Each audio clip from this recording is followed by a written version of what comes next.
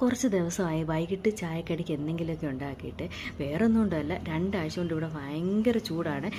ഒരു 3-4 മാസം കൊണ്ട് ചൂടാണ്, എന്നാലും അതിലും സഹിക്കാൻ പറ്റാത്ത ചൂടാണ് ഈ ഒരു 2 ആഴ്ച കൊണ്ട്.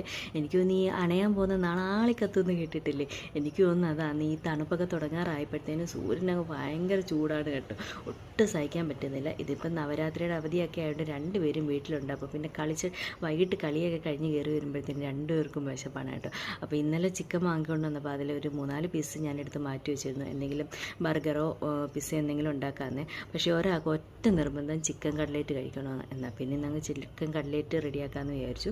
അപ്പം ചിക്കൻ ഉപ്പ് മഞ്ഞപ്പൊടിയൊക്കെ ഇട്ട് വേവിച്ച് ഒന്ന് ഗ്രേറ്റ് ചെയ്തെടുത്തു. പിന്നെ പുഴുങ്ങിയെടുത്ത് ഉരുളക്കിഴങ്ങിലേക്ക് പിന്നെ മഞ്ഞപ്പൊടിയല്ല, ഒരു സവാള ചെറുതായിട്ട് അരിഞ്ഞതും പച്ചമുളകും ഇഞ്ചിയും കറിവേപ്പിലയും പിന്നെ കുറച്ച് ബ്രെഡ് 2 ബ്രെഡ് പൊടിച്ചതും കൂടെ ചേർത്ത് കൊടുത്തിട്ട് ആവശ്യത്തിന് ഉപ്പും മഞ്ഞപ്പൊടിയും ഗരം മസാലപ്പൊടി മുളക് പൊടി എല്ലാം കൂടെ ഒക്കെ ഇട്ട് മിക്സ് ചെയ്ത് നന്നായിട്ട് കുഴച്ചെടുത്ത് ഈ ഒരു ഷേപ്പിലാക്കി എടുത്ത് ഫ്രൈ ചെയ്തെടുത്തതാണ് കേട്ടോ. ഇതിപ്പോൾ കട്ലേറ്റിൻ്റെ ഷേപ്പൊന്നും ഇല്ല, എന്നാലും കഴിക്കാൻ നല്ല ടേസ്റ്റ് ആയിരുന്നു. എനിക്ക് തോന്നുന്നു ചൂടോടെ കഴിക്കുന്നതിലും നല്ലത് തണുത്തിട്ട് കഴിക്കുമ്പോഴാണ് ആ കടയിൽ നിന്നൊക്കെ വാങ്ങുന്ന അതേ ആ ഒരു കട്ലേറ്റിൻ്റെ ടേസ്റ്റ് വരുന്നത്.